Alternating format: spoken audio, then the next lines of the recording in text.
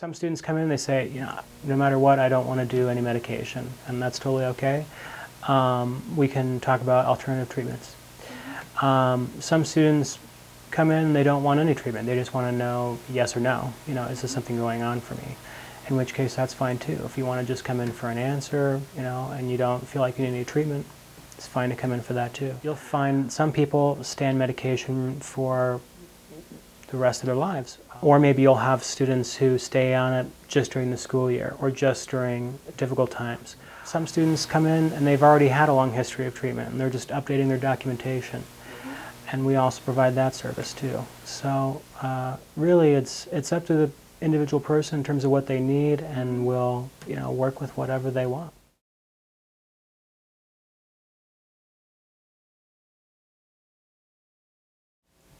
So if someone wants to transfer care, what they would do is they need to first get their documentation. So for many students, for some students they're going to have a prior psychological evaluation from testing, a report. And that report they'll need to submit to our front desk.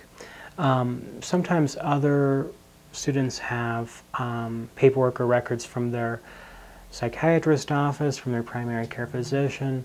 They'll need to get those records as well.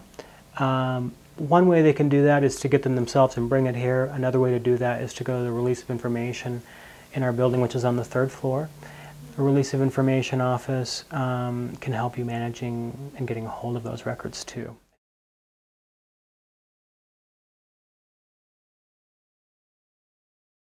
Over time, people start to internalize all of their failures. So they see, I'm not performing as well as other people in this classroom, and why do I have to work so hard to get the same result?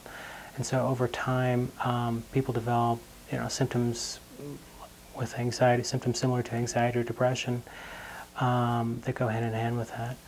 Students with ADHD tend to have and use substances on a more frequent basis. They tend to have more injuries on a frequent basis.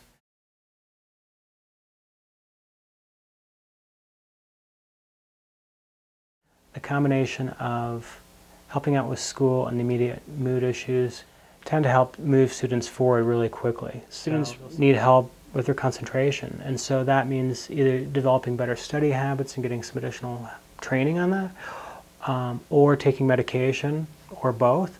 Once students feel like they have a little bit of help there, I think their stress levels go way down. So what happens is that they're more productive with their work, they're not feeling quite so behind, they get caught up, and they start feeling better.